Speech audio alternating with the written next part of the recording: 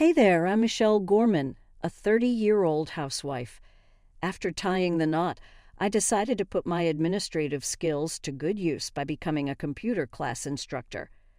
My hubby, Mike, is the big shot as the president of his dad's company. He's always busy, running around with work stuff. But every now and then, I catch him looking all contemplative. It's those moments when we kick back and enjoy our favorite movie dates that I see him unwind. I feel lighter when I'm with you, he'd tell me. It warms my heart knowing I can lighten his load, even if just a bit. I wish I could offer more than just a listening ear or a shoulder to lean on, but I've always struggled with speaking up, even since I was a kid. I've always been more of a listener than a talker, you know. Luckily, Mike's been my rock, constantly boosting my confidence. My big bro, who's 4 years older, used to be the one looking out for me. Back then, I kinda resented it, but now I see the value in having someone in your corner. Mike has an older brother who serves as the vice president in their father's company. His wife, Mindy, is close in age to me, and we get along well. She's a driven woman, both reliable and kind. I admire how she stands her ground and expresses her opinions, yet she is also understanding and adaptable. Seeing her confront the mother-in-law was truly impressive. However, since they live far away, I regret not being able to see them often. On the other hand, the mother-in-law behaves with the air of a company president's daughter, always confident. Yet her stubbornness and arrogance are evident. Michelle, you're the wife of Mike, the president. You should quit being a computer instructor and fully support your husband, she'd reprimand, overwhelming me with her pressure. Mike would back me up then, but she'd remain displeased. I sometimes felt relieved we lived apart. I hoped for a peaceful life with Mike and eventually to be blessed with children. But suddenly, Mike's father passed away from a heart attack. The news was so unexpected it was hard for everyone to accept. Yet Mike and his brother had to think about the company's future. Mike decided to stay in New York for a while. I returned home and waited for Mike's call. With the added responsibilities on the two of them, I was worried. After discussions with his brother, it was decided Mike would transfer to the New York headquarters. His brother became the president and Mike was appointed vice president. We searched for a house in New York and settled on a pre-built single-family home. Although it was a bit far from the station, it was in a less urban area, providing a sense of security. The house had good sunlight, promising a comfortable life. With Mike having to work late due to the handover tasks for a while, I made sure to create a comfortable environment at home so he could rest properly and prepared lunches considering nutritional balance. I wanted to do everything I could to support him. And just like that, a month flew by. I'm home, I'm hungry, thanks for working so late. I'll get dinner ready, thanks. Hey Michelle, my mom said she wants to come over this weekend. Is that okay? I had been concerned that she might be feeling down since my father-in-law passed away, so this was a relief to hear. Of course, we still have some areas to tidy up, but she's more than welcome. Thanks, I'll let her know. Oh, maybe I should invite my brother and his wife too. Yeah, that sounds good. As inappropriate as it may sound, moving here made it easier for me to frequently meet Mindy, my sister-in-law, which was a pleasant surprise. That weekend, we all gathered to catch up on the current situation and share memories of my father-in-law. It's really sad that Dad's gone, but I felt I shouldn't be down forever, so I started taking up a hobby. Seeing my mother-in-law's cheerful face brought relief. She always carried herself with elegance, always wearing beautiful dresses and lovely accessories. Today she looked stylish with a pale purple scarf that stood out. She seemed to have lost a little weight, but her firmness in advising Mike and his brother on company matters hadn't changed.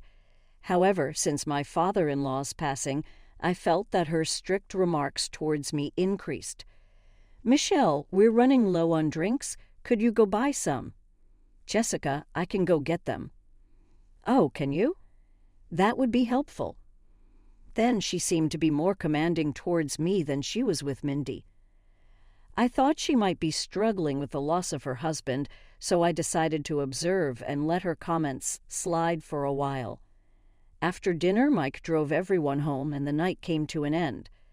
Since then, for some reason, my mother-in-law began visiting our home frequently. She started criticizing my housework and complaining about Mindy. Moreover, she began going through our fridge without permission, which left me stunned. "Michelle, Mike's so busy right now. You should pay more attention to the meals you prepare for him." "What if he collapses too?" "Yes, I'll be more careful." "Also, there's still trash here. Can't you clean up perfectly?" It continued like this. It felt as though she was picking on me just to pass the time.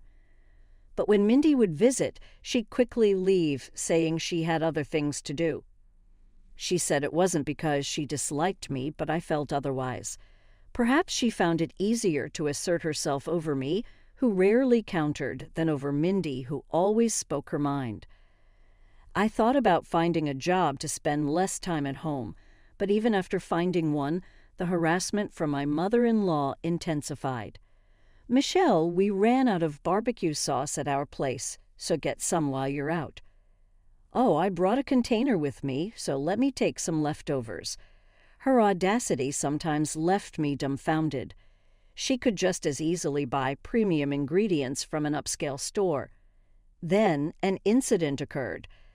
A necklace I cherished disappeared. It was a keepsake from my mother, which I had kept safely on a shelf in my room.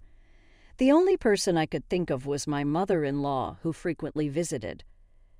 Though I didn't want to suspect her, she often looked around our home and probably knew where most things were. Despite searching everywhere, it remained missing. So I decided to ask her about it. That's when she responded with a fierce yell, "You probably lost it yourself. How dare you suspect me? What kind of person are you?" "I'm sorry, I searched everywhere I could think of, but I couldn't find it. It's a keepsake from my mother, and it means a lot to me." More than the anger I felt towards being accused, I was devastated about losing my mother's keepsake, and tears began to roll down. "I don't care, it's just a necklace. Why don't you just have Mike buy you a new one?" I realized she wouldn't understand my feelings and decided not to discuss it further. However, incidents kept occurring where money from my wallet and other items around the house would go missing. Though I kept a watchful eye on my mother-in-law's actions, I never saw her take anything. Confused and emotionally exhausted, I confided in Mindy, who asserted that my mother-in-law was definitely the prime suspect. No one else had access to our home. The realization saddened me, yet there was no concrete evidence of her theft, and I couldn't understand why she would do such a thing, especially since she continued to live a lavish lifestyle from the inheritance left by my father-in-law. Seeing my distress, Mindy made a suggestion. Little did I know at the time where this would lead. About 2 weeks after speaking to Mindy, "I'll be off then, Michelle. Just relax and enjoy your trip, okay? Be careful. Mike and his brother were going on a business trip to meet with a company from another state." Knowing about their trip, Mindy thought it might be a good time for us to take a break and invited me on a short vacation. Having been mentally and physically drained recently, the idea of a getaway was appealing. I packed early and placed my travel bag near the entrance, waiting for departure time. Suddenly, the doorbell rang. Wondering who it could be, I checked the video feed to find my mother-in-law. Not only her, but she was accompanied by several others. "Hello, Michelle, I brought some friends. Please open up." Opening the front door, I found my mother-in-law and about 7 of her friends, all carrying large bags. Were they going somewhere? "We're staying here tonight. Make us comfortable." Excuse. Me, didn't I mention it? We're seeing a play nearby tonight, and since it ends late, we're all staying here. This was news to me. My departure time was approaching. "Oh, did I inconvenience you? I heard from Jessica that you were open to having us." I hadn't heard anything of the sort, and it seemed she was making up the story as she went along. Growing increasingly frustrated, I replied firmly, "I'm sorry, but I wasn't informed of this. And I have plans." To my reply, she looked taken aback. "But you'll be back soon, right? We'll drop our bags and head out for a bit. Just prepare dinner and sleeping arrangements for us." Ignoring the fact that I had plans, I knew I couldn't let this slide. "I can't. I'm going on a trip." "A trip with whom?" "With Mindy." "Oh, just with Mindy. You can go any time. We've come all this way just for today." "How long are you going to make us wait?" Just then, I noticed something glinting around her neck. "Wait, that necklace you're wearing." To my astonishment, it was the same necklace that was a keepsake from my mother. "Jessica, where did you get that necklace?" "Why, it's just one of my collections. Is there a problem?" she answered with a smug look. "That can't be right. That necklace is a limited edition, and not many are out there." While I was exchanging words with her, Mindy arrived. "I was wondering why you didn't show up at our meeting place and didn't contact me. So this is what was happening." "I'm sorry I couldn't get in touch." Mindy, seeing my expression, instantly knew something was amiss. "What happened?" "I got upset because the necklace she's wearing is the same one as my mother's that went missing recently." "Oh, the one you kept in that box." Mindy purposefully said it loud enough for everyone to hear. Suddenly, my mother-in-law, trying to keep it from her friends, whispered to us, "Can you stop this? It's embarrassing." "Do you want to accuse me of theft?" "Yes, honestly, I find it suspicious," Mindy answered firmly. "Do you have any proof that I stole it?" "It's embarrassing having such unreasonable daughters-in-law. Please don't make a scene in front of my friends." With that, she turned back to her friends with a smile. "Well, let's go inside, everyone." As she attempted to move inside, I remembered something. The initials, my mother's initials, are engraved on the necklace. "Jessica, can I have a look, please?" Mindy quickly went behind her to check. "Enough of this. What's your mother's name?" "It's Kate Young." "So the initials should be K.I. There it is, the initials K.I. The friends looked horrified and stepped back. "Stop this. I didn't come here for this. Let's go, everyone." The friends, sensing the tension, quickly muttered, "We're not involved," and headed towards the subway. "Wait, it's some mistake." As she tried to follow her friends, someone stopped her. "What are you doing here?" "Huh? Weren't you supposed to be on a business trip?" Standing there was Mike.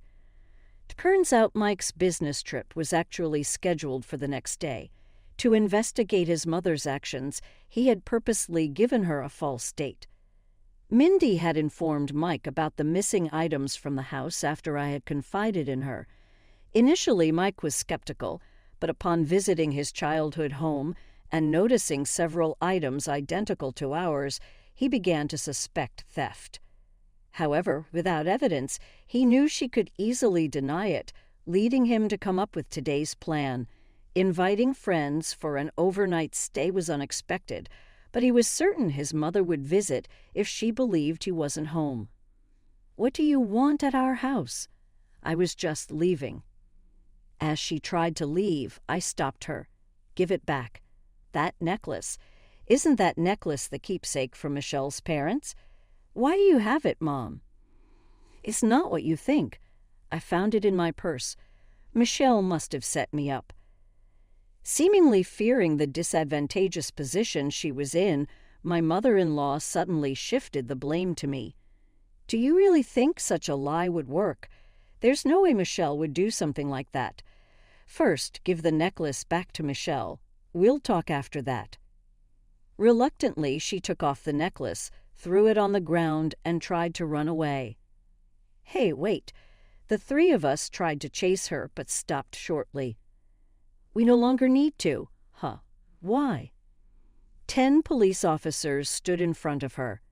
I, too, was unsure about what was happening, just staring at the bizarre scene. Then one of the officers said, "We received a report from a local resident.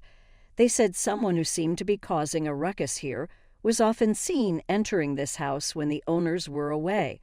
They asked us to come quickly." "What are you talking about?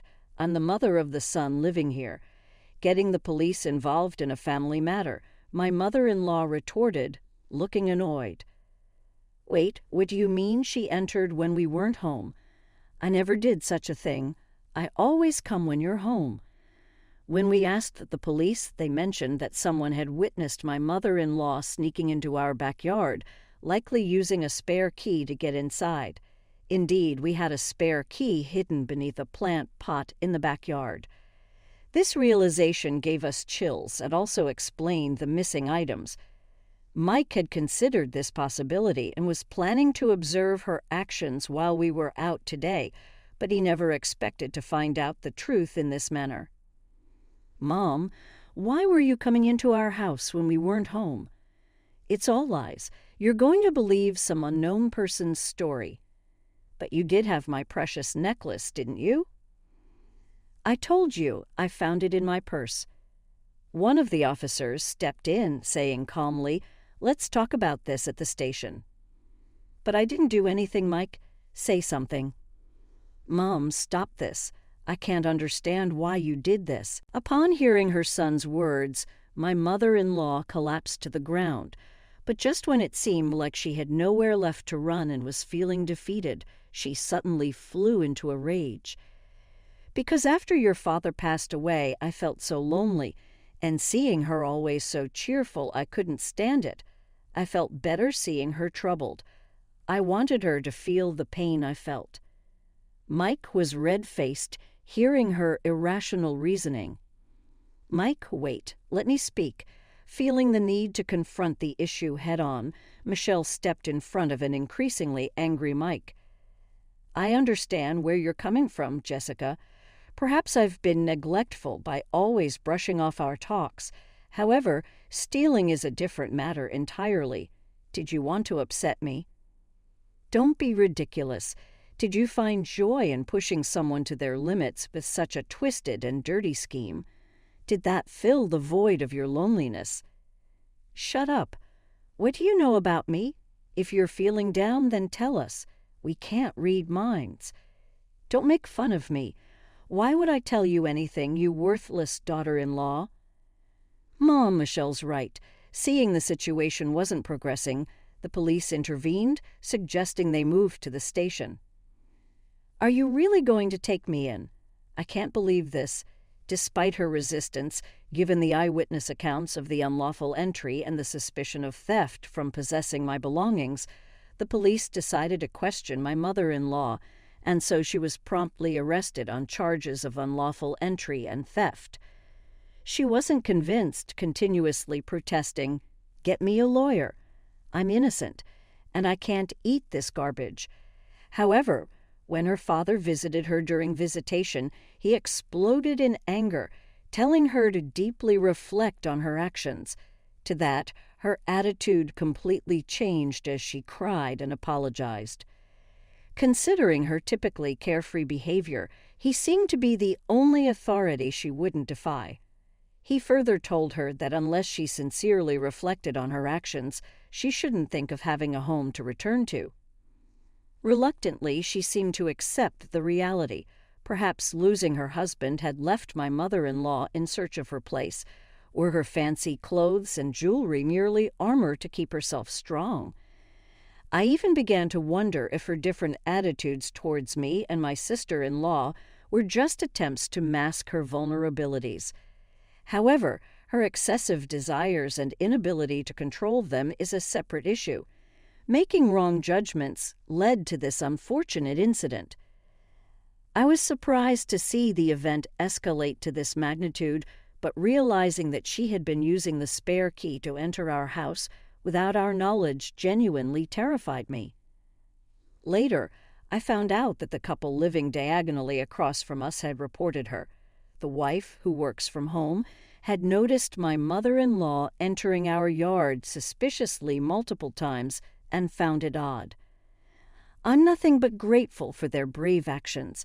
Since then, we've been leading a peaceful life. Just to be safe, we changed our locks and stopped hiding a spare key in the yard. Mike severed ties with his mother and made her promise not to contact us ever again.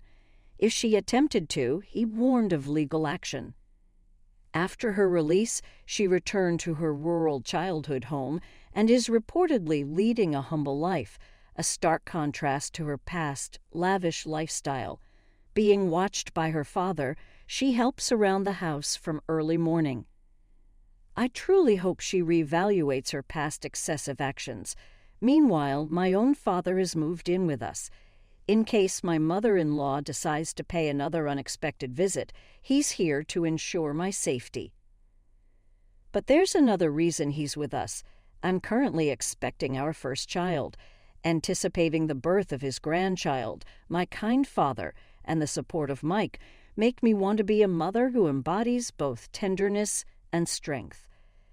While money and possessions can provide a sense of fulfillment, it's the presence of loved ones that truly fills the heart.